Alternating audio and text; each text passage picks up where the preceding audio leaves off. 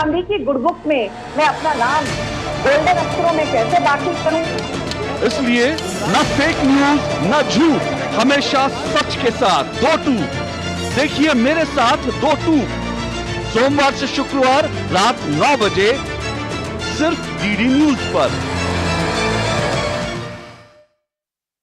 News night के प्रायोजक हैं जालिम लोशन, दाद खाज खुजली से तुरंत आराम। जालिम लोशन और मुगली गुट्टी 555, हंसता बचपन खिलता बचपन। मुगली गुट्टी 555।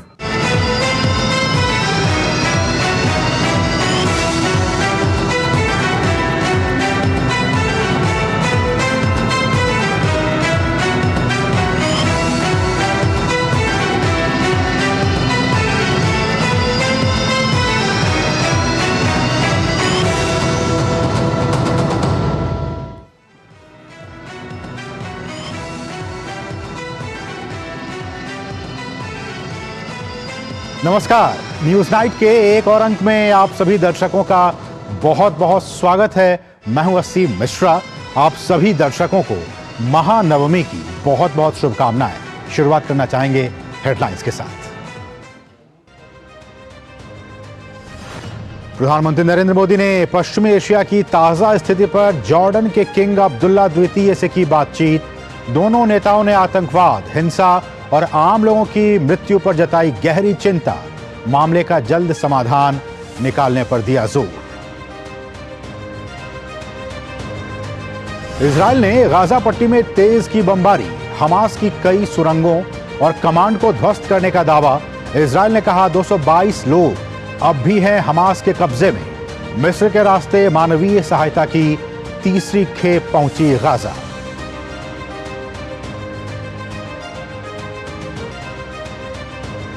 अंतर्राष्ट्रीय परमाणु निगरानी एजेंसी के प्रमुख ने की पीएम मोदी से मुलाकात। भारत और आईएईए के बीच स्थायी साझेदारी बढ़ाने पर दिया जोर। भारत की नेट जीरो प्रतिबद्धता को लेकर परमाणु ऊर्जा भूमिका के विस्तार के तरीकों पर भी हुई चर्चा। चुनाव प्रचार की बढ़ती रफ्तार के बीच विपक्षी गठबंधन में गहराई दरार। अखिलेश यादव के बयान से गठबंधन की बिखरी गांठ। कहा इंडी नहीं पीडीए पर रहेगा फोकस। एनडीए ने फिर बताया स्वार्थ का गठबंधन। ठंड की दस्तक के साथ दमघोंटू हवा से दिल्ली एनसीआर के लोग काफी परेशान।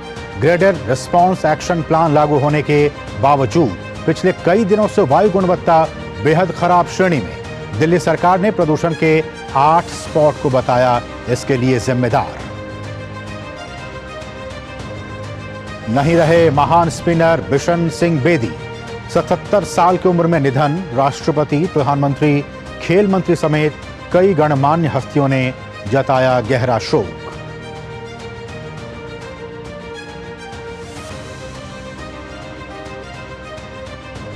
एशियाई पैरा गेम्स में भारतीय खिलाड़ियों का शानदार प्रदर्शन। कई इवेंट्स में एक से ज्यादा पदक जीतकर भारतीयों ने जमाई धाक। पीएम ने एथलीटों को दी बधाई।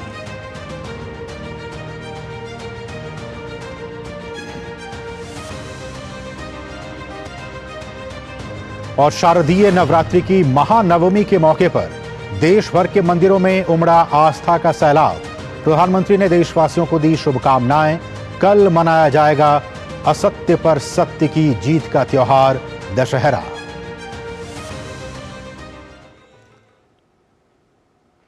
शुरुआत ताजा अपडेट के साथ। प्रधानमंत्री नरेंद्र मोदी ने जॉर्डन के किंग अब्दुल्ला से फोन पर बातचीत की है।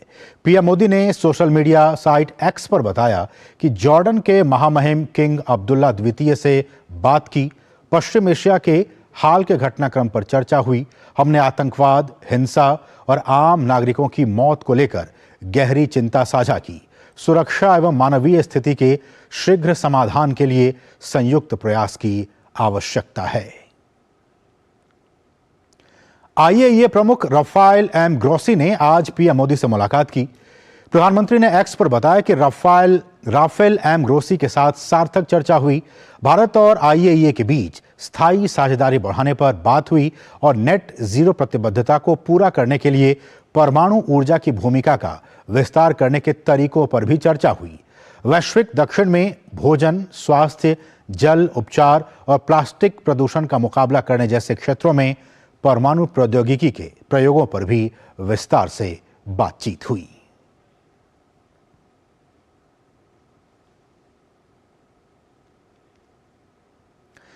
और अब बात करेंगे दिल्ली में बढ़ते वायु प्रदूषण की। देखिए, देश की राजधानी दिल्ली और यहां की हवा लगातार जहरीली होती जा रही है। आज सुबह AQI तो 309 तक पहुंच गया। इन हालात में लोगों के लिए अब सांस लेना भी मुश्किल होता जा रहा है। इस सब के बीच दिल्ली सरकार ने कहा है कि दिल्ली के 8 जगहों पर, 8 स्थानों पर स्थानीय कारणों से हवा की जो क्वालिटी है वो बहुत ही खराब श्रेणी में दर्ज की गई है। वहीं मौसम विभाग ने आने वाले दिनों में वायु गुणवत्ता और भी खराब होने का अनुमान जताया है।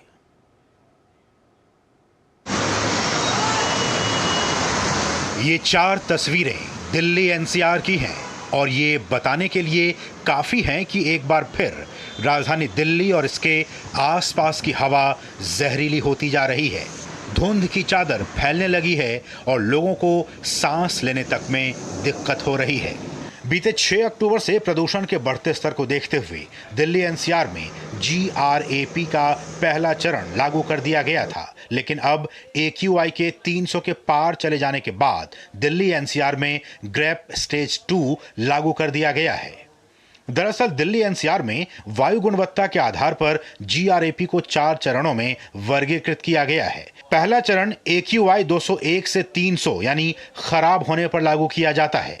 दूसरा चरण AQI 301 से 400 होने पर, तीसरा चरण AQI 401 से 450 होने पर और चौथा चरण AQI 450 से ज्यादा यानी गंभीर से भी ज्यादा होने पर लागू किया जाता है।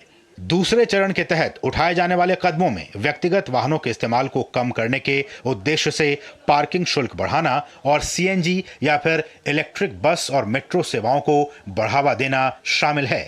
इस बीच दिल्ली में तेजी से बिगड़ती वायु गुणवत्ता के बीच दिल्ली के पर्यावरण मंत्री गोपाल राय ने प्रदूषण खत्म करने के उपायों के कार्यान्वयन की समीक्षा के लिए सोमवार को एक बैठक बुलाई।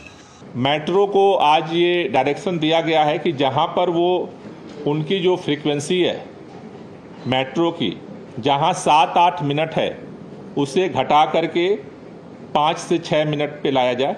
वहीं भाजपा ने आप सरकार की आलोचना करते हुए कहा है कि प्रदूषण को कम करने को लेकर आम आदमी पार्टी की सरकार गंभीर नहीं है।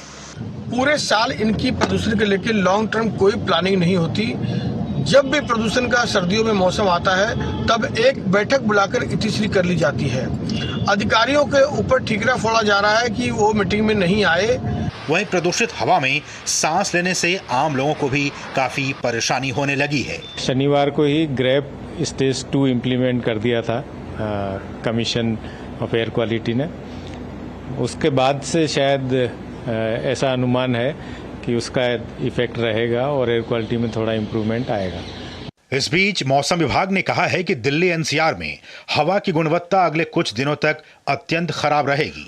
हालांकि विभाग का कहना है कि ग्रेप 2 लागू हो जाने से आने वाले दिनों में वायु गुणवत्ता में और सुधार होगा। पॉल्यूशन लेवल तो बढ़ गया है, साइकिलिंग के लिए सांस लेने में प्रॉब्लम हो रही है, आंखों में जलन हो रही है। हर साल लगभग इसी समय दिल्ली NCR में प्रदूषण को लेकर स्थिति काफी नाजुक हो जाती है। प्रदूषण की वजह से न सिर्फ पहले से बीमार लोगों की दिक्कतें बढ़ जाती हैं, बल्कि युवाओं में भी कई तरह की परेशानियां देखने को मिलती हैं। मौसम विभाग का भी कहना है कि तापमान में गिरावट और पराली जलाने से होने वाले उत्सर्जन के कारण दिल्ली NCR में हवा की गुणवत्ता अगले कुछ दिनों तक अत्यंत खराब रहेगी। ऐसे में दिल्ली NCR में रहने वाले लोगों को प्रदूषण से बचकर रहने की जरूरत है।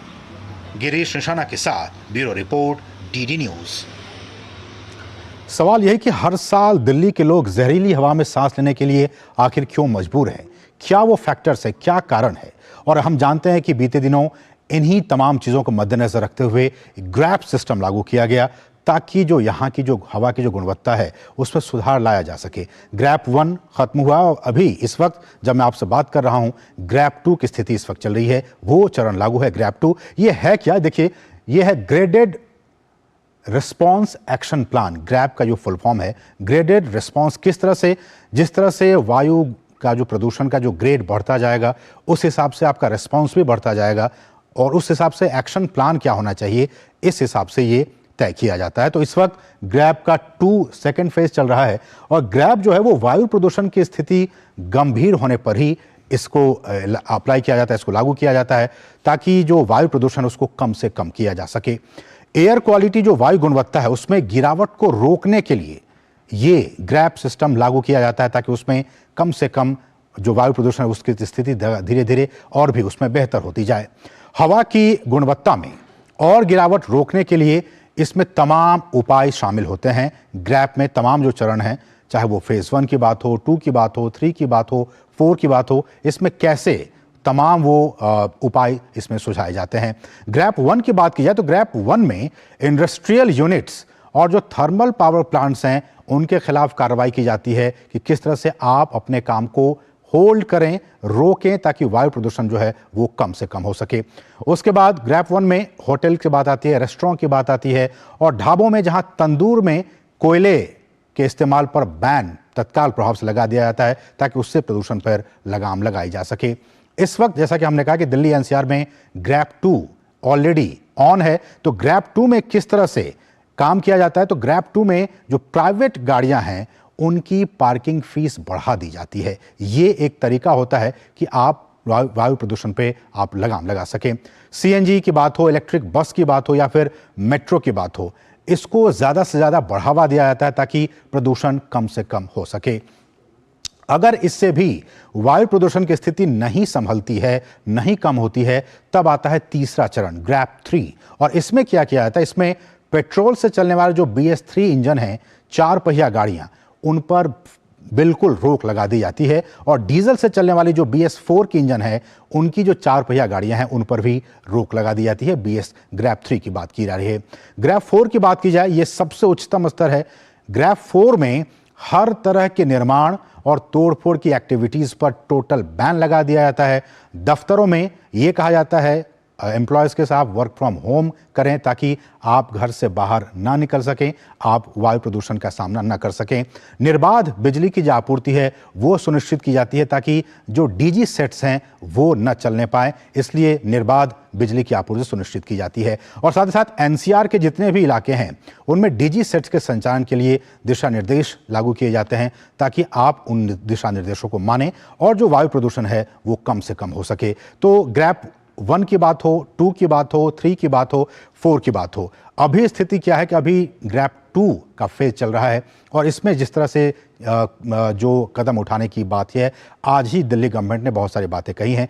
इसके क्या कुछ इम्पैक्ट है और हर साल हम इस तरह की समस्याओं से क्यों दो चार होते हैं? ये जो जहरीली हवा है उसका बहुत बैड इम्पैक्ट पड़ता है हमारे और आपके शरीर पे। इस पर हम विस्तार से बातचीत करेंगे, लेकिन उससे पहले रुकेंगे एक बहुत ही छोटे से ब्रेक के लिए। आप देखते रहिए डीडी न्यूज़।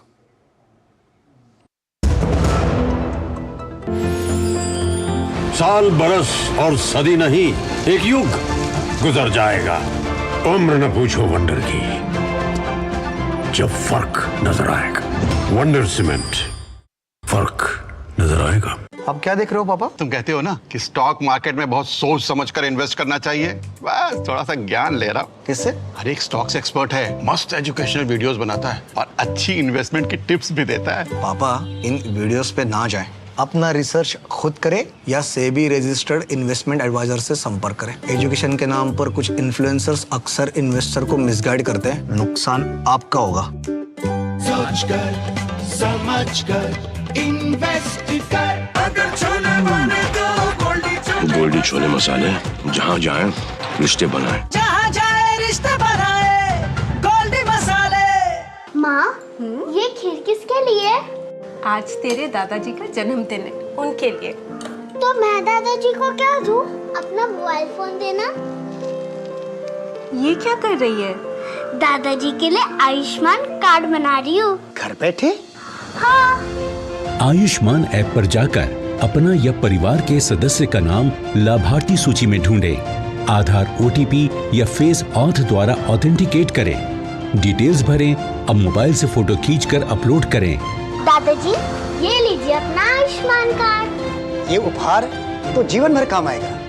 और एक प्रकार से PM जय अब गरीबों की जय बन गई है। 5 लाख तक के मुफ्त उपचार की गारंटी, स्वास्थ्य का वरदान आयुष्मान।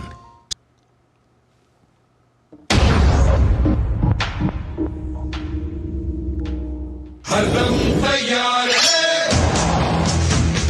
बिल्कुल तैयार है,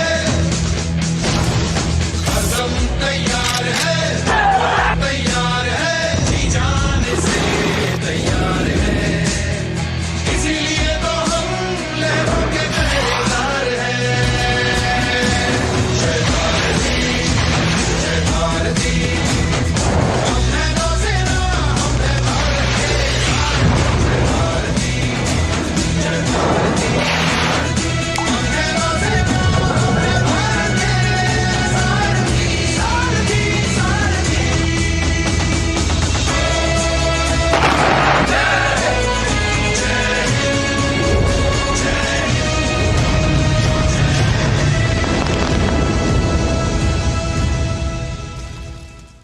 होंगे बच्चे स्वस्थ भले फूलेगा बचपन, इन्हें पिलाओ मुगली घुट्टी 555। दिन तिनक दिन, तिनक दिन, दिन तिनक दिन, तुम जाना दिन। अरे गोविंदा जी, आप यहाँ? हाँ बबुआ, हम यहाँ। पर तुम क्या छुपा रहे हो वहाँ? कुछ भी तो नहीं। जब दांत खाज की खुजली पे ना हो काबू तो उसे गमछे से नहीं छुपाते बाबू। तो फिर उसे भगाए कैसे? जालिम लोशन लगाकर दांत खाज की खुजली एक्जिमा जड़ से निकाले। अभी खरीदे जालिम लोशन। और ब्रेक के बाद आपका फिर से स्वागत है। आज हम बात कर रहे हैं दिल्ली में लगातार जिस तरह से जहरीली हवा होती जा रही है, इस पर आज हम विशेष चर्चा करने वाले हैं। और आज का हमारा जो विशेष है वो भी यही है, जहरीली होती दिल्ली की आबो हवा। हम इस पे विशेष चर्चा करने वाले हैं। विशेष में जहरीली होती दिल्ली की हवा, इसके पीछे क्या कारण है, क्यों हर साल यहाँ के आम नागरिकों को इस तरह की जहरीली हवा में सांस लेने के लिए मजबूर होना पड़ता है, और इसका समाधान क्या है, सॉल्यूशन क्या है। हम इनके तमाम एस्पेक्ट्स पर बहुत ही विस्तार से करेंगे चर्चा। हमारे साथ 2 खास मेहमान इस वक्त जुड़ चुके हैं। आप देख सकते हैं टीवी स्क्रीन पर हमारे साथ डॉक्टर नरेश गुप्ता जी हैं, जो कि चिकित्सा सलाहकार हैं MAMC से। डॉक्टर साहब, आपका बहुत बहुत स्वागत है इस खास कार्यक्रम में। और साथ ही साथ हमारे साथ अभीर भल्ला जी हैं, जो कि युवा पर्यावरणवादी हैं। अभीर जी, आपका भी बहुत बहुत स्वागत है। शुरुआत अभीर जी मैं आप ही से करना चाहूँगा। हर साल जैसा कि हमने कहा कि ये जो जहरीली हवा है उसमें हमको आपको सांस लेने पर मजबूर होना पड़ता है, लगभग 1 महीने के आसपास, 1-1.5 महीने के आसपास।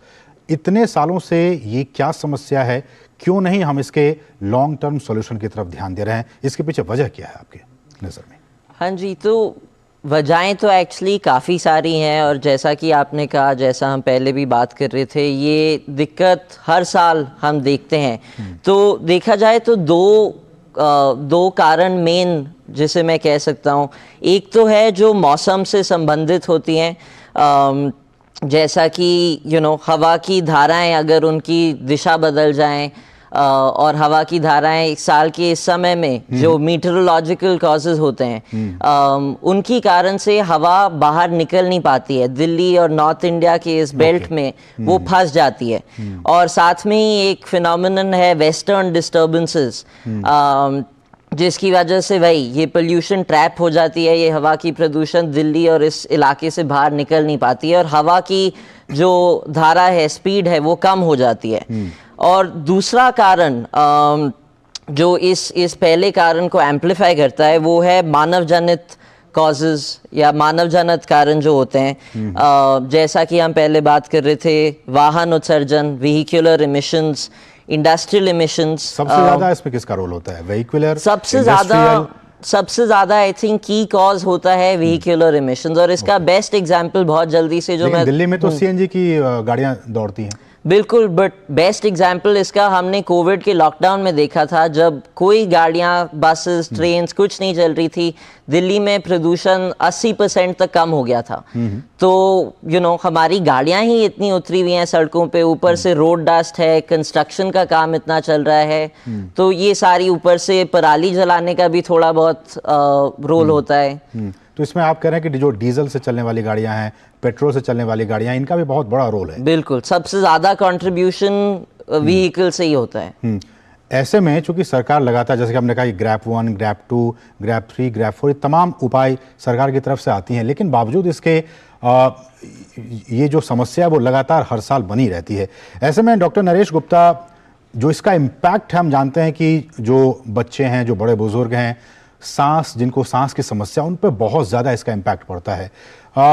उन लोगों के लिए आपकी तरफ से सर सलाह क्या कुछ, वो इस मौसम में किस तरह से वो अपना दैनिक क्रियाकलाप करें, क्योंकि बाहर तो निकलना है किसी न किसी काम से, तो ऐसे में वो किस तरह से बचें जहरीली हवा से? देखिए, एक सबसे बड़ी दिक्कत हमारे साथ ये है कि जो चीज हमको दिखती नहीं है उसके बारे में हम सीरियस नहीं होते, न हम पर्सनल लेवल पे सीरियस होते हैं, चाहे वो बुजुर्ग हो या बच्चे हो, और न सरकारी लेवल पे सीरियस होते हैं। ये सिर्फ जर्क रिएक्शन हर साल आता है, तो इसमें पब्लिक जो है वो सिर्फ अपना बचाव कर सकती है। बाकी जो प्रॉब्लम है वातावरण के दूषित होने की, उसको आप लीगल लेवल पे, टेक्निकल लेवल पे प्रिकॉशनरी मेजर्स लेके सब कर सकते हैं, कोई और रिसर्च की जरूरत नहीं है। आप ये मान के चलिए कि कोविड से जितनी डेथ हुई थी उससे बहुत ही ज्यादा डेथ और मॉर्बिडिटीज आती हैं एयर पोल्यूशन से, लेकिन वो हमको दिखता नहीं है।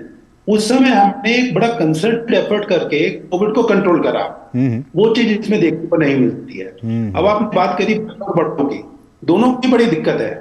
हम उनको कह देते हैं पोल्यूशन बहुत खराब हो गया है, अब आप घर के अंदर रहिए, बाहर सैर करने नहीं जाइए, स्कूल में नहीं जाइए। लेकिन ये प्रैक्टिकल सॉल्यूशन तो नहीं है ना सर, अगर आप लोगों की तरफ से भी कहा जाता है, गवर्नमेंट की तरफ से। जो इंडोर पोल्यूशन है वो बाहर वाली से भी ज्यादा खराब होती है, बद से बदतर। तो उनको हम सिर्फ ये कह सकते हैं कि देखिए, पहले तो आप ये मान के चलेंगे जब पोल्यूशन है तो आपको पोल्यूशन से बचने के लिए जो कोविड ने हमें मंत्र दिया है, मास्क यूज करें। मास्क से सारी पोल्यूशन नहीं जाएगी क्योंकि उसके पार भी चली जाती है, लेकिन उससे बीमारी बचेंगे, क्योंकि इस समय सर्दियों में बीमारियां जो आती है, निमोनिया की आती है, टीबी की आती है, इन्फ्लुएंजा की आती है, वायरस की आती है, वो जो बीमारियां हैं वो प्रदूषण से जो दिक्कत करते हैं फेफड़ों के ऊपर, वो बच जाएगी और आपके फेफड़े बचे रहेंगे। दूसरा ये है कि आप धुएं में बिल्कुल ना जाएं, किसी को न धूम्रपान करने दें और न खुद करें, क्योंकि धूम्रपान करा, सर्दी आई और वातावरण प्रदूषित है, तो एक एजेंसी ऑफ इंटरनेशनल एजेंसी है कैंसर के ऊपर, उसने कहा कि क्लास 1 कैंसर करने के लिए और बीमारियां करने के लिए प्रदूषण ही काफी है। उससे पहले कहा था कि धूम्रपान ही काफी है। तो आप पैसिव स्मोकिंग और एक्टिव स्मोकिंग दोनों से बच के रहे। तीसरा, आप ये देखिए कि अगर आप बुजुर्ग हैं या बच्चे हैं, आप घर पे ही बैठे रहेंगे तो आपका स्वास्थ्य बहुत ठीक हो जाएगा, वो भी नहीं है। ये दोनों व्यक्ति ऐसे होते हैं, कैटेगरीज ऐसी होती हैं जिनको एक एक्टिविटी चाहिए। अगर वो एक्टिविटी घर के अंदर आप लेना चाहेंगे तो बड़ा दिक्कत हो जाएगा, क्योंकि ये देखा गया कि घर के अंदर अगर नंबर जो लोग रहते हैं वो बढ़ जाएंगे, तो जो कार्बन डाइऑक्साइड है उसका जो मात्रा है वो 10 गुना नहीं, 10 गुना से ज्यादा, 20 गुना और उससे भी ज्यादा हो सकता है। और ये बहुत ही महत्वपूर्ण बात है डॉक्टर साहब, कह रहे हैं कि जो लोग घर से बाहर जाना है, मजबूरी है उनको जाना है, जॉब पे जाना है, वो किस तरह से सेफ्टी मेजरमेंट लेके वो जाएं, और जो लोग घर के अंदर हैं, घर के अंदर में भी आपको क्या कुछ तरीके अपनाने चाहिए ताकि ये जो जहरीली हवा है उसका इम्पैक्ट आप पे कम से कम हो सके, चाहे घर के बाहर हो आप या घर के अंदर हो, ये आपको अपनाने की ज़रूरत है। लेकिन अभीर भल्ला, ये जैसा कि हमने कहा कि अपने रिपोर्ट्स में भी कहा कि कहीं PM 2.5, PM 10, बहुत से लोग, अब तो आप मान लिया कि आप आनंद विहार का इलाका है, वहाँ पे बहुत ज़्यादा PM 10 की बात है, PM 2.5 है, लोग इस बात को नहीं समझ रहे हैं, कुछ लोग मास्क लगा रहे हैं, कुछ लोग नहीं लगा रहे हैं। ऐसे में गवर्नमेंट की तरफ से, मेड डिपार्टमेंट की तरफ से भी लगातार बातें कही जाती है। आप चूँकि पर्यावरणवादी हैं, आपकी तरफ से क्या किन किन इलाकों में 2.5 या फिर 10 का असर ज़्यादा होता है, कम होता है, और इसको डिटरमिन करने वाले जो फैक्टर्स हैं वो किस तरह का रोल प्ले करते हैं? तो हमने ये देखा है कि जिन इलाकों में कंस्ट्रक्शन का काम ज़्यादा हो, जहाँ पे रोड डस्ट ज़्यादा हो, जहाँ पे आसपास कूड़ेदान ज़्यादा हो, और हमने देखा है पिछले कुछ सालों में कूड़ेदान भी आग पकड़ रहे हैं, तो उन इलाकों में यहाँ पे PM 2.5, PM 10 कुछ ज़्यादा ही होता है दिल्ली की बाकी जगहों में से, खासकर दिल्ली की बॉर्डरों में जहाँ पे बसेस और ट्रकों को रोका जाता है वहाँ पे भी ज़्यादा होता है प्रदूषण। और बाकी तो यही है जहाँ पे इंडस्ट्रीज़ हैं, जहाँ फैक्ट्रीज़ है, वहाँ पे तो बिल्कुल ही ज़्यादा पोल्यूशन है। ऐसे में आखिर में डॉक्टर नरेश आपसे ये जानना चाहेंगे कि किस तरह से, अगर खासकर छोटे बच्चों की बात की जाए, उनको किस तरह से परहेज करने की जरूरत है? देखिए, पहले तो मैं एक बात साफ कर दूं कि जो PM 2.5 और PM 10 है, उसमें जो 2.5 है वो फेफड़े से होकर खून के अंदर चला जाता है। वो ज्यादा खतरनाक है। ये निकाल देना चाहिए कि सिर्फ ये फेफड़े की बीमारी करता है, ये दिल की बीमारी भी करता है, ये दिमाग की बीमारी भी करता है। ये बच्चों की जो बढ़ाव है, जो फेफड़े का बढ़ाव होता है ना, वो ओजोन से अगर पोल्यूशन हो तो वो कम हो जाता है, और ओजोन जो है नीचे लेवल पे सर्दियों में काफी मात्रा में दिल्ली में आती है। तो बच्चों को जो जाना है, बच्चों को भी अपना ध्यान उसी हिसाब से रखना चाहिए जैसे कि बाकी का है। अब आप जैसे घर के अंदर आप वेंटिलेशन करना चाहें, वो उस समय करें जबकि बाहर का पोल्यूशन कम हो। सवेरे 6 बजे हम सैर करने जाते हैं, 7 बजे, उस समय पोल्यूशन ज्यादा होता है। 11 बजे, 12 बजे या 1 बजे करेंगे तो उसमें बिल्कुल कम होता है। इसी तरह से अपना खान पान का ध्यान रखें, धूम्रपान का ध्यान रखें। घर में जो आज कहते हैं चूल्हे कम हो गए हैं, सरकार ने इतनी सारी गैस दी है तो उससे कम हो गए हैं, लेकिन फिर भी लोग लकड़ी जलाते हैं। बिल्कुल।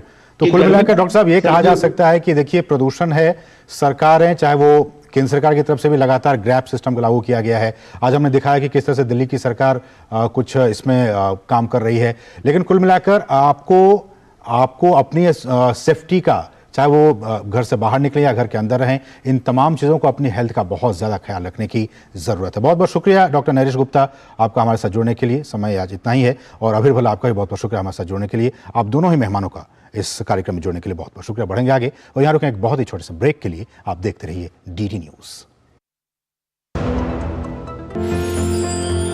साल, बरस और सदी नहीं, एक युग गुजर जाएगा।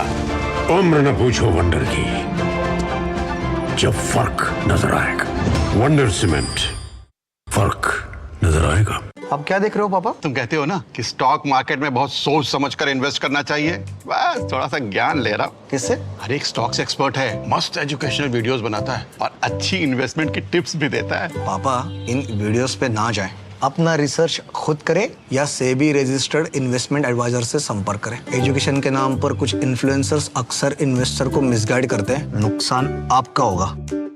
सोच कर, समझ कर, इन्वेस्ट कर।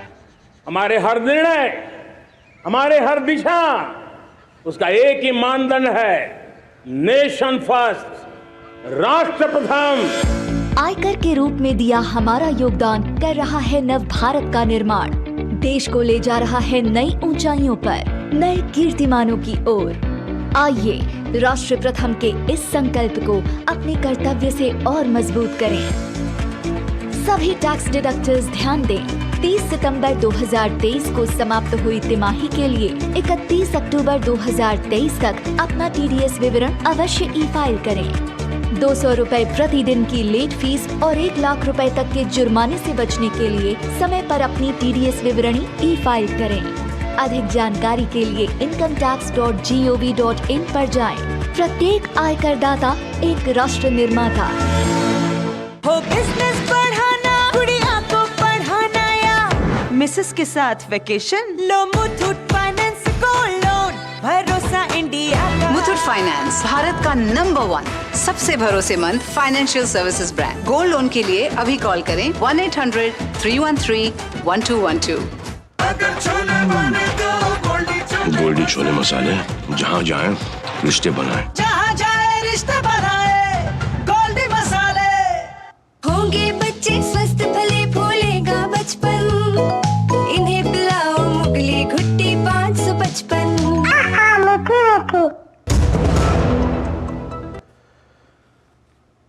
और ब्रेक के बाद आपका फिर से स्वागत है। मध्य प्रदेश में कांग्रेस और समाजवादी पार्टी के बीच सीटों के विवाद पर माना जा रहा था कि दोनों ओर से अब कोई प्रतिक्रिया और टिप्पणी नहीं आएगी। इसके साथ ही गठबंधन को लेकर बातचीत पटरी पर दोबारा लाने की कोशिश भी होगी। हालांकि समाजवादी पार्टी के प्रमुख अखिलेश यादव के नए बयान ने कुछ और ही संकेत दिए हैं। अखिलेश यादव ने बयान दिया है कि अगर गठबंधन अभी प्रदेश स्तर पर नहीं हुआ तो फिर बाद में भी नहीं होगा। ऐसे में समाजवादी पार्टी का ये रुख कांग्रेस के लिए खतरे की घंटी के समान है। अब इंडी गठबंधन नहीं, पीडीए विपक्षी गठबंधन की जो कवायद राष्ट्रीय स्तर पर की गई थी, पर अब मध्य प्रदेश चुनाव में गठबंधन की गांठ बिखरती दिख रही है। कांग्रेस और सपा के बीच कभी गर्म और कभी नरम रुख के बीच अखिलेश यादव ने भी फोकस इंडी गठबंधन से हटाकर पीडीए यानी पिछड़ा दलित अल्पसंख्यक फ्रंट पर कर दिया है। समाजवादी पार्टी का रुख कांग्रेस के लिए खतरे की घंटी के समान है। मेरे साथी पीडीए पहले बना, इंडिया बाद में बना, और उसके बाद मैंने कई मौकों पर कहा कि इंडिया गठबंधन जरूर है लेकिन हमारी स्ट्रेटेजी पीडीए है और पीडीए ही एनडीए को हराएगा। अन्य दलों के नेता भी इंडी गठबंधन को स्वार्थ का गठबंधन बता रहे हैं। सुभाषपा प्रमुख ओपी राजभर ने कहा है कि इंडी गठबंधन में लोग आपस में ही लड़ रहे हैं। गठबंधन लोग करते हैं, ये गठबंधन चलने वाला नहीं है, सच तो यही है। उसका कारण है न चलने का कि अलग अलग विचारों के लोग इकट्ठा हुए हैं और सब लोग परेशान हैं। सबको सीटों की बड़ी ख्वाहिश है कि हम सब सीटें हम ही लड़ें। इससे यही वजह है कि लोग आपस में लड़ रहे हैं। समाजवादी पार्टी मध्य प्रदेश चुनाव के लिए अब तक 33 उम्मीदवारों की घोषणा कर चुकी है। इस बीच आम आदमी पार्टी ने पार्टी की मध्य प्रदेश अध्यक्ष रानी अग्रवाल को सिंगरौली से चुनाव मैदान में उतार दिया है। इस तरह आम आदमी पार्टी भी मध्य प्रदेश में अब तक 70 उम्मीदवारों की घोषणा कर चुकी है। ऐसे में मध्य प्रदेश में इंडी गठबंधन पूरी तरह बिखरता हुआ नजर आ रहा है। उधर कांग्रेस प्रत्याशियों की सूची जारी होने के बाद से नाराज दावेदारों और उनके समर्थकों में असंतोष बना हुआ है। कांग्रेस कार्यकर्ताओं ने सोमवार को भी मध्य प्रदेश कांग्रेस अध्यक्ष कमलनाथ के घर के बाहर प्रदर्शन किया। उनकी मांग है कि नर्मदापुरम, सिवनी, मालवा और रामपुर बाघेलान सीटों पर घोषित कांग्रेस उम्मीदवारों को बदला जाए। कांग्रेस ने असंतोष को खत्म करने की रणनीति बनाई है, लेकिन रूठों को मनाना मुश्किल हो रहा है। उम्मीदवारों की सूची जारी किए जाने के बाद कांग्रेस में मचे घमासान पर बीजेपी ने चुटकी ली है। कमलनाथ जी ने तो कुर्ता फाड़ने की नसीहत कर दिग्विजय सिंह जी को लेकर दी और दिग्विजय सिंह जी के कुर्ते फाड़ने की बात कही, लेकिन कार्यकर्ता अतिशयोक्ति में आ गए, सिर्फ डबल कर रहे हैं, मारपीट कर रहे हैं, कमलनाथ जी के बंगले को घेरे हुए हैं। इस सब में षड्यंत्र जो अंदरूनी राजनीति इनके अंदर कलह मची थी वो सड़कों पर आ गई है। फॉर्म 12D की उपलब्धता सुनिश्चित कराने के लिए ज्ञापन सौंपा। आयोग ने इस बार नई पहल करते हुए 80 साल से अधिक बुजुर्ग और दिव्यांग मतदाताओं को घर से ही मतदान करने की सुविधा दी है। मध्य प्रदेश में बुजुर्ग और दिव्यांग मतदाताओं की संख्या 11 लाख से अधिक है। ब्यूरो इनपुट के साथ भोपाल से डीडी न्यूज के लिए अजीत द्विवेदी की रिपोर्ट।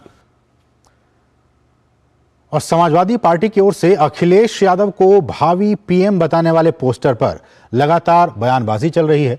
इस बीच भाजपा के राष्ट्रीय महासचिव तरुण चुग ने कहा है कि इंडी गठबंधन में पहले से ही लगभग कई उम्मीदवार प्रधानमंत्री बनना चाहते हैं, जिसमें अखिलेश यादव भी पीएम बनना चाहते हैं। ये सभी लोग देश में अपंग सरकार लाना चाहते हैं, लेकिन देश की जनता पीएम मोदी के नेतृत्व में राजनीतिक तौर पर स्थायी और सशक्त सरकार लाना चाहती है। गठबंधन गठबंधन में प्रधानमंत्री के हैं।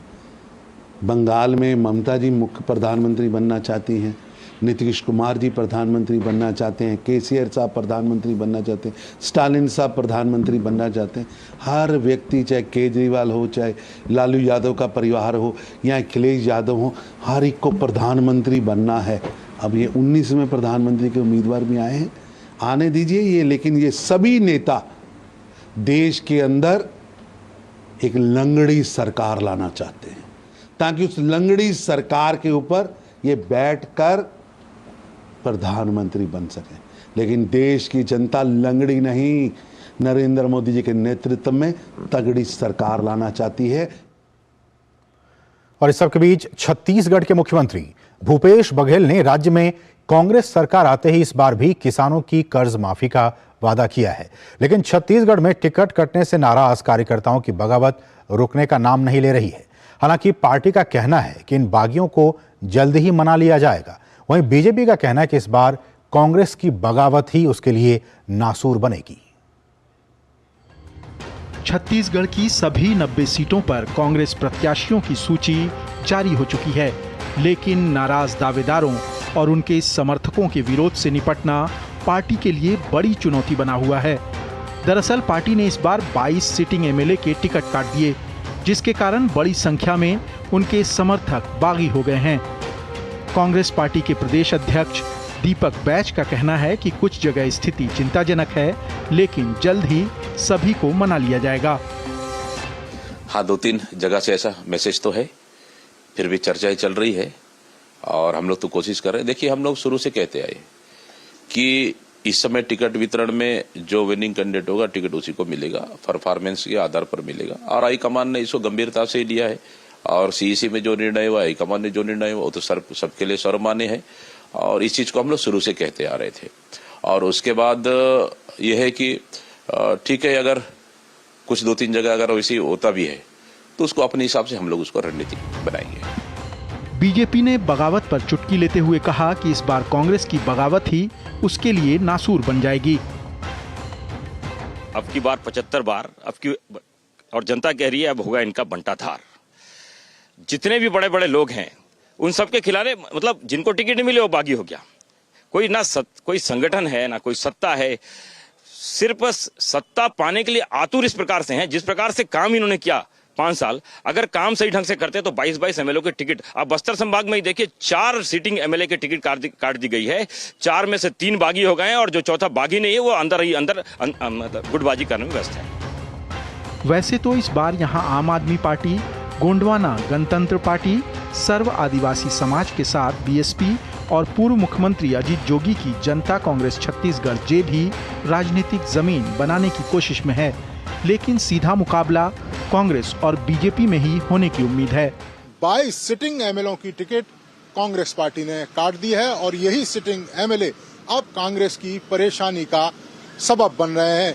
ज्यादातर सिटिंग एमएलए कांग्रेस के प्रत्याशियों के सामने ताल ठोक रहे हैं और जो ताल नहीं ठोक पा रहे हैं वो अंदर खाने भीतरी घात कर रहे हैं, जिसकी वजह से कांग्रेस पार्टी की चिंताएं चुनाव को लेकर बढ़ी हुई हैं। कैमरामैन मोरबुकुट के साथ नीरज सिंह, डीडी न्यूज, छत्तीसगढ़। और छत्तीसगढ़ विधानसभा चुनाव में राजनीतिक दल चुनाव प्रचार में कूदे हुए हैं। दूसरी तरफ मोहल्ला मानपुर में आदिवासी नेता बिरजू तारम की हत्या के बाद से राज्य में सियासी पारा काफी चढ़ा हुआ है। बीजेपी इस हमले को कांग्रेस का टारगेट किलिंग बता रही है। आखिरकार बीते सालों में 20 से भी अधिक बीजेपी के नेता कार्यकर्ताओं की हत्या के पीछे कौन है जिम्मेदार, इस रिपोर्ट को देखते हैं।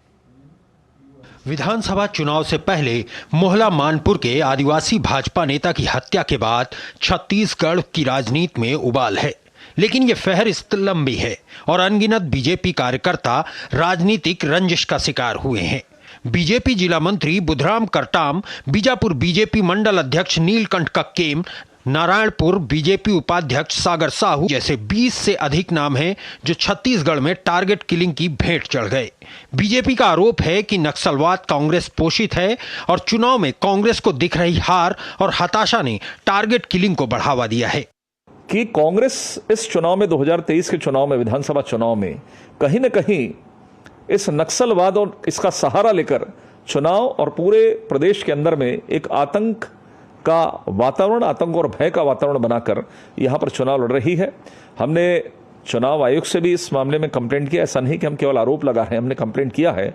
कांग्रेस ने बीजेपी पर मामले को लेकर राजनीति करने का आरोप लगाया। साथ ही 25 मई 2013 की उस घटना की याद दिलाई जब बस्तर के झीरम घाटी में परिवर्तन यात्रा कर रहे प्रदेश कांग्रेस नेताओं की पूरी पीढ़ी समाप्त हो गई। छत्तीसगढ़ में अगर बात करेंगे तो छत्तीसगढ़ में जितना नुकसान कांग्रेस पार्टी को हुआ है उतना किसी राजनीतिक दल को कभी नहीं हुआ।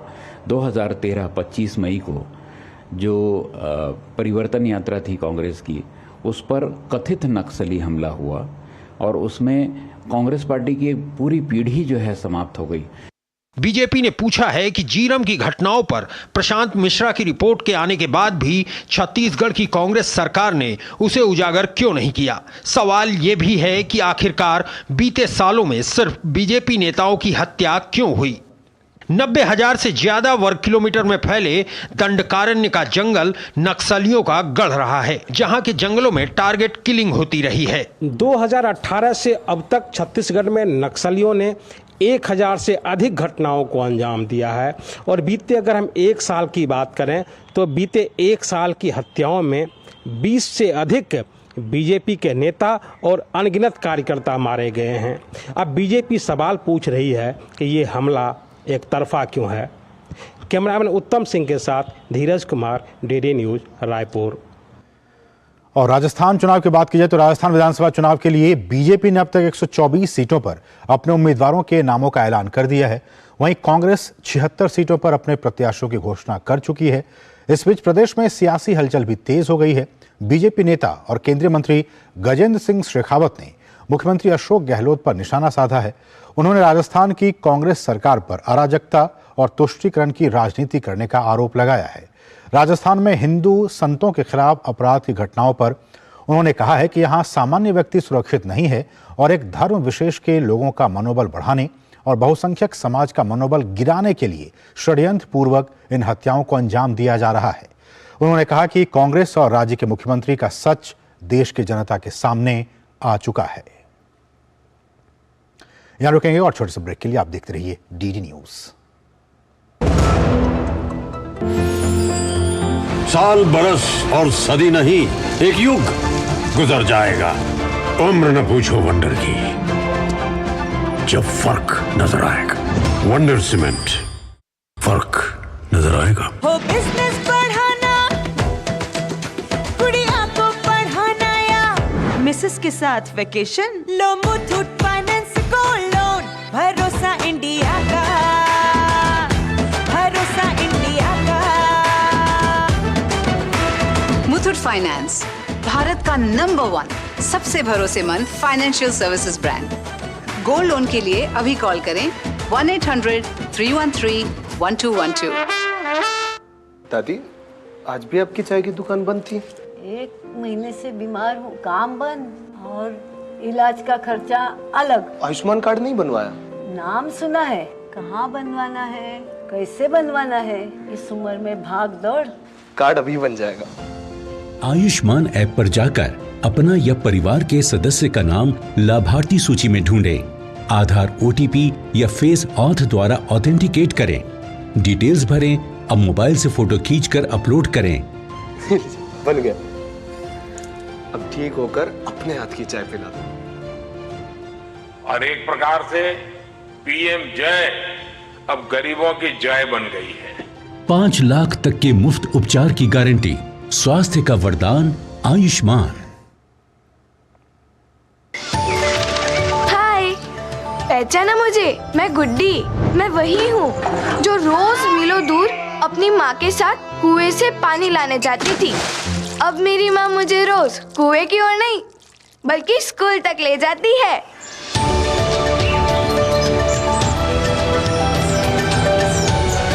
अरे किधर को चली सवारी? कुएं की तरफ तो नहीं? अरे नहीं नहीं सरपंच दीदी, मोदी जी के प्रयास से कुएं पर जाना हुआ बीता हुआ कल। अब तो है हमारे यहाँ नल से शुद्ध जल। बिल्कुल सही। प्रधानमंत्री नरेंद्र मोदी जी हमारी परेशानी समझकर इतना बड़ा काम तेजी से पूरा करवा रहे हैं। तभी तो हर घर में नल से शुद्ध जल आने से गांव की सभी बहनों और बेटियों को रोज पानी सर पर ढोकर लाने की परेशानी से मुक्ति मिली है। हाँ, और साथ ही बीमारियाँ भी बहुत कम हुई है। वाह दीदी।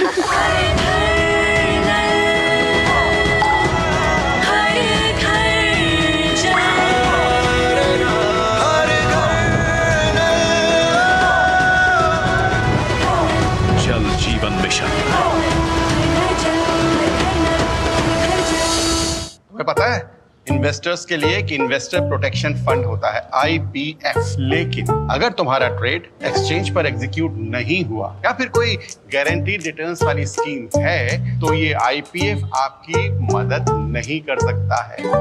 और अगर आपका ब्रोकर ही डिफॉल्टर बन जाए तो फिर IPF आपको कॉम्पेंसेशन दिला सकता है। कहाँ से सीखा? NSE की साइट पर। सोचकर समझकर इन्वेस्ट कर, अगर छोले बने तो गोल्डी छोले मसाले, जहाँ जाए रिश्ते बनाए, जहाँ जाए रिश्ते बनाए, गोल्डी मसाले। और ब्रेक के बाद आपका फिर से स्वागत है।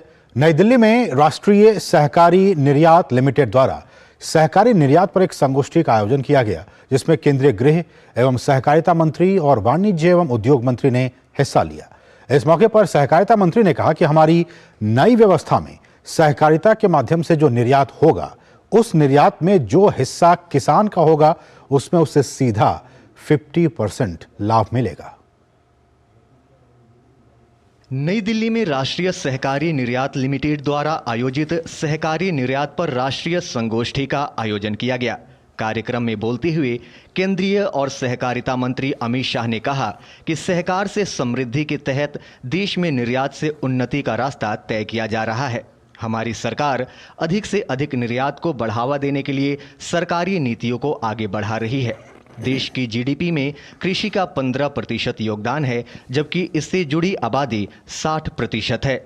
इसलिए इस बड़ी आबादी को विकास के मार्ग में शामिल करना होगा और इसके लिए रास्ता सहकारिता ही है। और जब मैं कहता हूं देश की सहकारिता को मजबूत करना, तब समग्र कृषि और ग्रामीण क्षेत्र, कृषि पर निर्भर आबादी और समग्र ग्रामीण क्षेत्र की मैं बात करता हूं। मैं कृषि और ग्रामीण क्षेत्र के उत्पादों की जीडीपी में योगदान 15% है, 15% है, और आबादी लगभग 60% है। कोई देश 60% आबादी को इग्नोर कर अपने अर्थतंत्र को मजबूत नहीं कर सकता। कार्यक्रम में भाग लेते हुए केंद्रीय वाणिज्य एवं उद्योग मंत्री पीयूष गोयल ने कहा कि सहकार से समृद्धि को पूरा करने में हम सबका योगदान है और इस क्षेत्र में अपार संभावनाएं हैं, खासतौर से निर्यात के क्षेत्र में। आज खाद्य और कृषि पदार्थ सबसे ज्यादा भारत के निर्यात में योगदान प्रदान कर रहे हैं। हमारे किसानी क्षेत्र में हमारे हथकरघा, हमारे हस्तशिल्प, ये सभी जो लोग देश की आर्थिक उन्नति में अपना योगदान दे रहे हैं, इन सभी के लिए बहुत अहम भूमिका निभाने जा रहा है। कार्यक्रम के दौरान NCEL के लोगो, वेबसाइट और ब्रोशर का लोकार्पण भी किया गया। साथ ही सहकारिता मंत्री द्वारा NCEL के सदस्यों को सदस्यता प्रमाण पत्र भी वितरित किए गए। Bureau report, DD news. बढ़ेंगे आगे। इजराइल हमास संघर्ष का आज 17वां दिन है। संघर्ष के थमने के फिलहाल कोई आसार दिखाई नहीं दे रहे हैं। इस बीच इजराइल ने गाजा पर हमलों को तेज कर दिया है। इजराइल ने ताबड़तोड़ हमलों में हमास के कई आतंकी ठिकानों को निशाना बनाने का दावा किया है। इजराइल हमास के बीच जारी संघर्ष की लपटें थमने का नाम नहीं ले रही हैं। वहीं गाजा में हमास के ठिकानों पर इजराइल के ताबड़तोड़ हवाई हमले लगातार जारी हैं। फिलिस्तीनी मीडिया के अनुसार गाजा में इजराइल का सैन्य अभियान शुरू होने के बाद पिछली रात को सबसे भीषण हवाई हमले हुए। इजरायली सेना हमास के 320 ठिकानों को निशाना बनाने का दावा कर रही है। हमास की पनाहगाह वाली सुरंगों, दर्जनों कमांड और लुक आउट पोस्ट को ध्वस्त करने की बात कही जा रही है। हमास के आतंकी हमले के बाद शुरू हुई इजराइल की जवाबी कार्रवाई में अब तक हजारों जानें जा चुकी हैं। उधर इजरायली सेना ने गाजा में लापता लोगों और बंधकों के बारे में जानकारी इकट्ठा करने के लिए जमीनी छापेमारी का भी दावा किया है। रात के दौरान टैंक और जमानी सेना बलों द्वारा छापे मारे गए। ये आतंकियों के दस्तों के ठिकाने जो युद्ध की तैयारी कर रहे थे। लापता लोगों और बंधकों के बारे में खुफिया जानकारी प्राप्त करने के लिए भी ये छापे अहम रहे। इजराइल ने एक बार फिर बंधकों का नया आंकड़ा जारी करते हुए इसे 222 बताया है। पिछले कई दिनों से इजरायली सेना गाजा से लगी सीमा को पूरी तरह से घेरे हुए है, लेकिन अभी भी हमास के खिलाफ जमीनी आक्रमण शुरू नहीं किए गए हैं। संघर्ष की आग इजराइल लेबनान सीमा पर भी भड़की हुई है। इजराइल ने लेबनान सीमा में हिजबुल्लाह से जुड़े ठिकानों पर हवाई हमले किए हैं। इजराइल का दावा है कि यहां से हिजबुल्लाह उसकी सीमा में एंटी टैंक मिसाइल हमले की तैयारी कर रहा था। इजराइल का आरोप है कि हिजबुल्लाह ईरान के शहर पर उसकी सीमा में हमलों को अंजाम दे रहा है।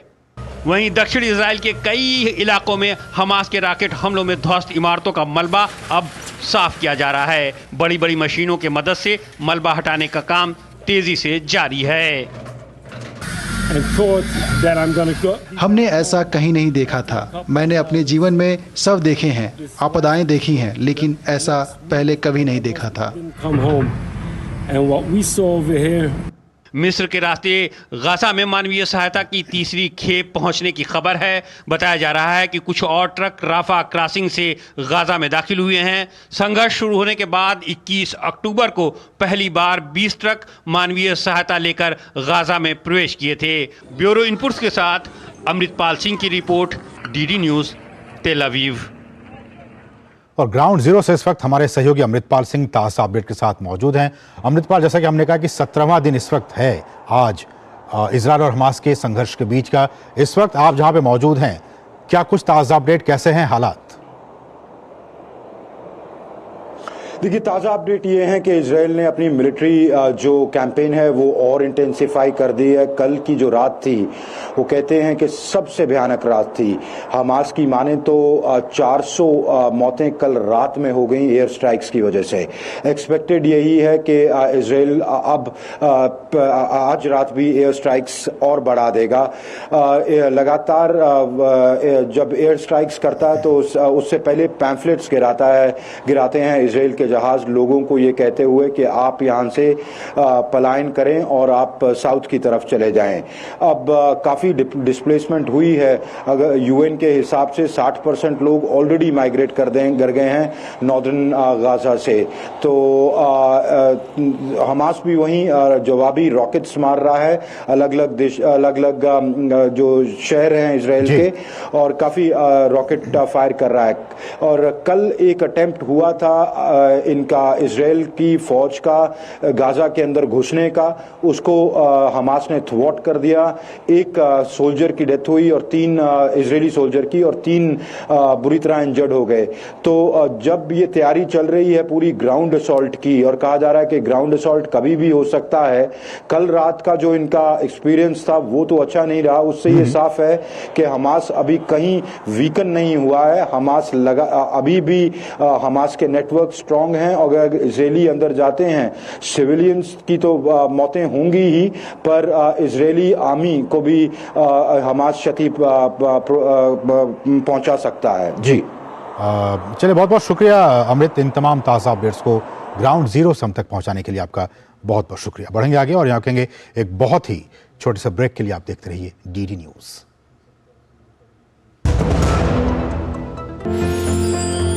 साल, बरस और सदी नहीं, एक युग गुजर जाएगा। उम्र न पूछो वंडर की, जब फर्क नजर आएगा। वंडर सीमेंट, फर्क नजर आएगा। अब क्या देख रहे हो पापा? तुम कहते हो ना कि स्टॉक मार्केट में बहुत सोच समझकर इन्वेस्ट करना चाहिए। बस थोड़ा सा ज्ञान ले रहा हूं। किससे? हर एक स्टॉक्स एक्सपर्ट है, मस्त एजुकेशनल वीडियोस बनाता है और अच्छी इन्वेस्टमेंट की टिप्स भी देता है। पापा, इन वीडियोस पे ना जाएं। अपना रिसर्च खुद करें या सेबी रजिस्टर्ड इन्वेस्टमेंट एडवाइजर से संपर्क करें। एजुकेशन के नाम पर कुछ इन्फ्लुएंसर्स अक्सर इन्वेस्टर को मिसगाइड करते हैं। नुकसान आपका होगा। सोच कर, समझ कर, इन्वेस्ट कर। अगर छोले बने तो गोल्डी छोले मसाले, जहाँ जाए रिश्ते बनाए, जहाँ जाए रिश्ते बनाए, गोल्डी मसाले। होंगे बच्चे स्वस्थ, फले फूलेगा बचपन, इन्हें पिलाओ मुगली घुट्टी 555। हमारे हर निर्णय, हमारे हर दिशा, उसका एक ही मानदंड है, नेशन फर्स्ट, राष्ट्र प्रथम। आयकर के रूप में दिया हमारा योगदान कर रहा है नव भारत का निर्माण।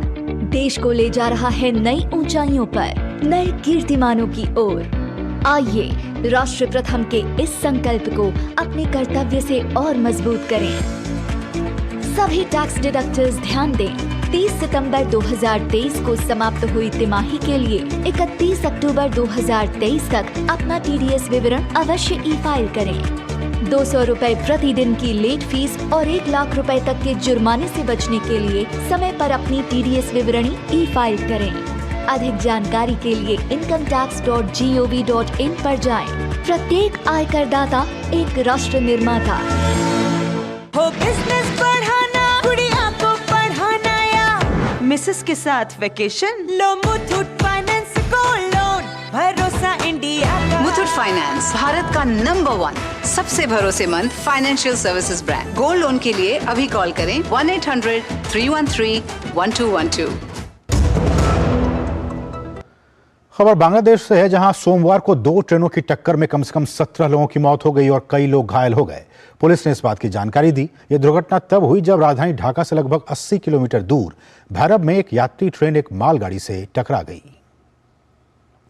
भारत की मेजबानी में खेले जा रहे वनडे वर्ल्ड कप 2023 के बीच एक बुरी खबर आज सामने आई। 77 साल की उम्र में पूर्व भारतीय दिग्गज स्पिनर बिशन सिंह बेदी का निधन हो गया। 1970 के दशक में स्पेन गेंदबाजी की प्रसिद्ध चौकड़ी का हिस्सा रहे बिशन सिंह बेदी अब हमारे बीच नहीं रहे। भारतीय दिग्गज स्पिनर के निधन से क्रिकेट जगत पूरी तरह से शोक में डूबा हुआ है। भारतीय टेस्ट इतिहास के बेहतरीन स्पिनर्स में से एक बिशन सिंह बेदी का 77 साल की आयु में लंबी बीमारी के बाद निधन हो गया। दिग्गज left arm spinner Bishan Singh Bedi ने भारत के लिए 67 टेस्ट खेले और उनमें 266 विकेट चटकाए। वहीं उन्होंने भारत के लिए 10 वनडे खेले और 7 विकेट लिए। बिशन सिंह बेदी भारत की स्पिन गेंदबाजी में आई क्रांति का अभिन्न अंग थे। इरापल्ली प्रसन्ना, BS चंद्रशेखर और S वेंकट राघवन के साथ उनकी स्पिन चौकड़ी ने भारत को पहली वनडे जीत दिलाने में अहम भूमिका निभाई। 1975 के विश्व कप में उन्होंने ईस्ट अफ्रीका के खिलाफ 12 ओवर में 8 मेडन के साथ 6 रन देकर 1 विकेट लेने का यादगार प्रदर्शन किया था। उन्होंने किसी विश्व कप मैच में 8 मेडन ओवर फेंकने का रिकॉर्ड बनाया था। उन्होंने 1969 में कोलकाता टेस्ट में ऑस्ट्रेलिया के खिलाफ एक पारी में 98 रन देकर 7 विकेट लिए थे। यह एक पारी में उनका सर्वश्रेष्ठ प्रदर्शन रहा। वहीं 1977-78 में पर्थ के मैदान पर उन्होंने ऑस्ट्रेलिया के खिलाफ 194 रन देकर कुल 10 विकेट झटके। उन्होंने टेस्ट में इकलौता अर्धशतक 1976 में कानपुर टेस्ट में न्यूजीलैंड के खिलाफ लगाया। बिशन सिंह बेदी ने 22 मैच में भारत की कप्तानी भी की। प्रधानमंत्री नरेंद्र मोदी ने बिशन सिंह बेदी के निधन पर दुख जताते हुए सोशल मीडिया पर पोस्ट किया, दिग्गज क्रिकेटर श्री बिशन सिंह बेदी जी के निधन से बेहद दुखी हूँ। खेल के प्रति उनका जुनून अटल था और उनकी शानदार गेंदबाजी ने भारत को कई यादगार जीत दिलाई। वे क्रिकेटर्स की भावी पीढ़ियों को प्रेरित करते रहेंगे। उनके परिवार और प्रशंसकों के प्रति संवेदनाएं। ओम शांति। केंद्रीय खेल मंत्री अनुराग सिंह ठाकुर ने कहा कि बिशन सिंह बेदी का निधन क्रिकेट जगत के लिए बड़ा नुकसान है। भारतीय टीम के पूर्व कप्तान, जिन्होंने देश के लिए बहुत लंबा समय खेला भी, प्रतिनिधित्व किया, बिशन जी आज हम सब के बीच में नहीं रहे। बहुत दुखद समाचार है। इस दुख की घड़ी में हम उनके परिवार के साथ हैं। मैं इतना ही कहूँगा, क्रिकेट जगत को एक बड़ा नुकसान बिशन सिंह बेदी जी के जाने से हुआ है। अपने रिटायरमेंट के समय बिशन सिंह बेदी 266 विकेट के साथ उस समय टेस्ट में भारत के हाईएस्ट विकेट टेकर थे। वे कुछ समय तक भारतीय क्रिकेट टीम के मैनेजर और राष्ट्रीय चयनकर्ता भी रहे। उन्होंने मनिंदर सिंह और मुरली कार्तिक जैसे प्रतिभाशाली स्पिनर्स के मार्गदर्शक की भूमिका भी निभाई। Sports desk, DD news. और चीन में चल रहे एशियन पैरा गेम्स में भारतीय खिलाड़ियों ने जोरदार शुरुआत की है। भारत ने पुरुषों के हाई जंप T63 में पहले 2 स्थान हासिल किए। इस इवेंट में स्वर्ण और रजत पदक भारत के नाम रहे। शैलेश कुमार ने स्वर्ण पदक जीतने में सफलता पाई, वहीं मरियप्पन थंगावेलु ने रजत पदक जीता। शैलेश ने जहां 1.82 मीटर की छलांग के साथ गेम्स रिकॉर्ड बनाया, वहीं थंगावेलु ने सत्र का सर्वश्रेष्ठ प्रदर्शन किया। वहीं पुरुषों के क्लब थ्रो F51 में भारत के पैराथलीटों ने जोरदार प्रदर्शन करते हुए स्वर्ण, रजत और कांस्य तीनों पदक जीतने में सफलता पाई। भारत के प्रणव सूरमा ने स्वर्ण पदक जीतने में सफलता पाई, वहीं धर्मवीर ने रजत पदक हासिल किया, जबकि अमित कुमार ने कांस्य पदक जीतने में कामयाबी पाई। महिलाओं की पैरा कैनोइंग में भारत की प्राची यादव ने रजत पदक जीतने में सफलता पाई। प्राची ने महिलाओं की VL2 स्पर्धा में ये पदक अपने नाम किए। निशानेबाजी में रुद्रांश खंडेलवाल ने भारत को पहला पदक दिलाया। रुद्रांश ने मिश्रित 50 मीटर पिस्टल SH1 इवेंट में देश के लिए रजत पदक जीतने में सफलता पाई। और मां दुर्गा की शक्ति उपासना के पर्व नवरात्रि का आज 9वां दिन है। इस रिपोर्ट को देखते हैं। देश में नवरात्रि का उत्साह देखने को मिल रहा है। नवरात्रि के मौके पर मंदिरों में श्रद्धालुओं की भीड़ देखी गई। सुबह से ही मंदिरों में भक्तों ने देवी मां की आराधना की। दिल्ली समेत अन्य प्रदेशों में भी नवरात्रि पर्व का उत्साह लोगों में देखने को मिला। शारदीय नवरात्रि के महानवमी के मौके पर जम्मू कश्मीर के कटरा स्थित माता वैष्णो देवी मंदिर में श्रद्धालुओं की खासी भीड़ देखने को मिली। नवरात्रि के अंतिम दिन मां की पूजा के पश्चात हवन किया जाता है और कन्या पूजन के साथ शारदीय नवरात्रि की समाप्ति हो जाती है। जम्मू कश्मीर के उपराज्यपाल मनोज सिन्हा ने कश्मीरी पंडितों द्वारा आयोजित महानवमी कार्यक्रम में हिस्सा लिया। उन्होंने इस मौके पर बताया कि राज्य में पहले के मुकाबले आतंकवादी घटनाएं कम हुई हैं।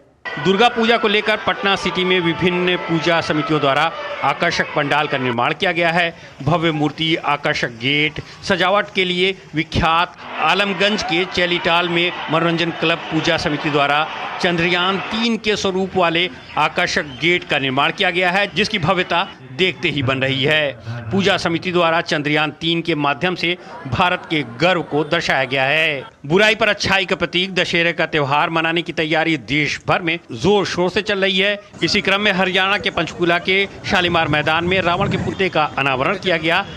इस 171 फीट ऊंचे रावण के पुतले को तकरीबन 18 लाख रुपए की लागत से बनाया गया है। Bureau report, DD news.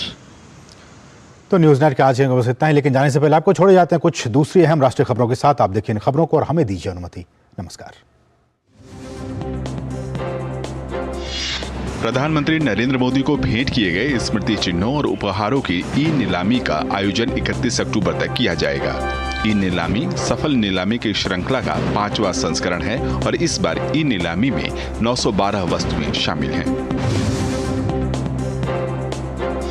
देश के पूर्व उपराष्ट्रपति भैरव सिंह शेखावत की 100वीं जयंती के मौके पर प्रधानमंत्री नरेंद्र मोदी ने उनको नमन किया। प्रधानमंत्री ने सोशल मीडिया पर लिखा कि भारत उनके अनुकरणीय नेतृत्व और हमारे राष्ट्र की प्रगति के प्रयासों के लिए हमेशा आभारी रहेगा। वह एक ऐसे व्यक्ति थे जिन्हें पूरे राजनीतिक क्षेत्र के साथ अन्य सभी क्षेत्रों के लोगों के द्वारा पसंद किया जाता था।